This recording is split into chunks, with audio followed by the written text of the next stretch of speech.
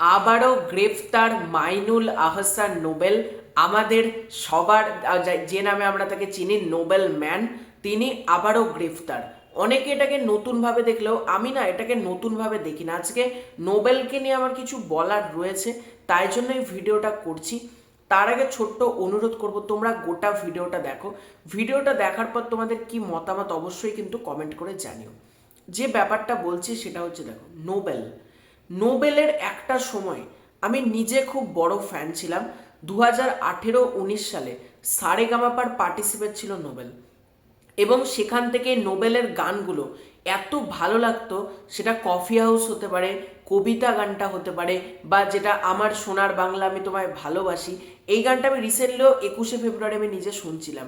এত ভালো লাগে, মানে সেই গানগুলো নোবেল গেয়েছে। বা তারপর পাড়ায় ঢুকলে ঠ্যাংখোড়া করে দেবো, রঞ্জনা যে গানটা, সেইটা, প্রতিটা গান না নোবেল অসাধারণভাবে গিয়েছে। কিন্তু একটা কথা আছে, সাকসেস মাথায় চড়ে বসলে তার পতন অনিবার্য। আজকে যত বড় জায়গাতে আমি সাকসেস হই না কেন, আমাকে সবসময় মাটির সাথে থাকতে হবে, ডাউন টু আর্থ হতে হবে, তবেই কিন্তু আমি আরো বড় জায়গায় যেতে পারবো। আজকে নোবেল কিন্তু অনেক বড় জায়গায় যেতে পারতো। নোবেলের মতন ট্যালেন্টেড শিল্পী সত্যি করেই বাংলাদেশে খুব কম রয়েছে। কিন্তু এই যে নিজের দোষে সারেগামাপাতে সে থার্ড হয়েছিল, এবার সেখান থেকে তার সাকসেসটা কোথাও মাথায় চড়ে বসেছে। এবং সে তারপর থেকে, তোমরা প্রত্যেকে জানো, মদ, বিড়ি, সিগারেট থেকে শুরু করে গাঁজা, মেয়ের নেশা কি না নেই, এই মানুষটা প্রতিটা নেশাতে আসক্ত। কখনো তিনি তার মাকে বাড়ি থেকে বার করে দিচ্ছেন, কখনো তার স্ত্রীকে ধরে মারছেন, তার স্ত্রী ক্যামেরার সামনে এসে বলছেন, কখনো অতিরিক্ত পরিমাণে গাঁজা মদ টেনে যাচ্ছে তাই রকম কাণ্ড করছেন। অর্থাৎ এই মানুষটা পুরোপুরি, আমি তখনই বুঝেছিলাম যে ধ্বংসের দিকে যেতে চলেছে। তারপর নোবেল বাংলাদেশের বেশ কিছু ছবিতে গানের সুযোগ পায়। সেটা হচ্ছে দরদ, মেগাস্টার শাকিব খানের ছবি, বরবাদ, সেখানে নোবেল গানের সুযোগ পায়। এবং আমাদের টলিউডে একটা ছবি হয়েছিল ভিঞ্চিদা বলে, সেখানেও নোবেল গানের সুযোগ পায়। এবং নোবেলের গলাতে গানগুলো এত ভালো লাগে এখনো পর্যন্ত।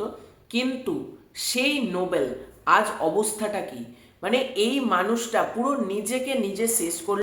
এবার তিনি যে কারণে গ্রেপ্তার হয়েছেন সেটা হচ্ছে বিয়ের প্রলোভনে একটা তরুণীকে সে আটকে রেখেছিল এবং প্রচুর টাকা নাকি আত্মসাৎ করেছে, এরকমই তার এগেনস্টে অভিযোগ এসেছে। এই কারণে তাকে গ্রেপ্তার করা হয়েছে। এবার একটা লাইন আমার এই মধ্যে খুব মনে পড়ছে, বন্যেরা বনে সুন্দর আর নোবেল সুন্দর হচ্ছে জেলে। এই মানুষটা সত্যি কথা বলতে আমার যেটা মনে হয়, এনার বাড়ি হচ্ছে জেল। এবার তিনি যখন জেলখানা থেকে বেরিয়ে আসেন, সেটা হচ্ছে তার ছুটি কাটাতে আসেন রাস্তাতে, আবার তিনি জেলে চলে যান। মানে এই মানুষটা সত্যি কিছু বলার নেই। মানে প্রতিটা নেশা, গাঁজা, মদ, বিড়ি, সিগারেট, মেয়ে, আমি যেটা বললাম, এনার না ইমিডিয়েটলি কোনো ডাক্তার বা রিহাবে গিয়ে ঠিক হওয়া উচিত।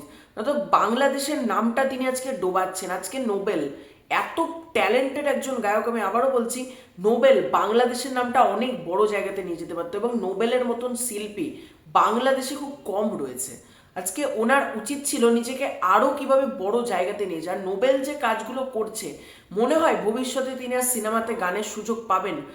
এটাই আমার বলার ছিল, নোবেলের থেকে প্রতিটা আর্টিস্টের একটা জিনিস শেখা উচিত, যে সাকসেসকে না কন্ট্রোল করা উচিত এবং ডাউন টু আর্থ সবার হওয়া উচিত।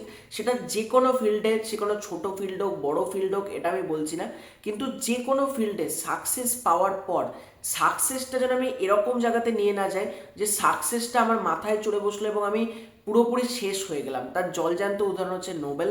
আমি জানি না নোবেল আর কামব্যাক করতে পারবে কিনা, আমার তো আর মনে হচ্ছে না, কারণ ভবিষ্যতে কোনো প্রডিউসার তার সিনেমাতে কি আদৌ নোবেলকে দিয়ে গান গাওয়াবে, সেটাও একটা দেখার মতন ব্যাপার হবে।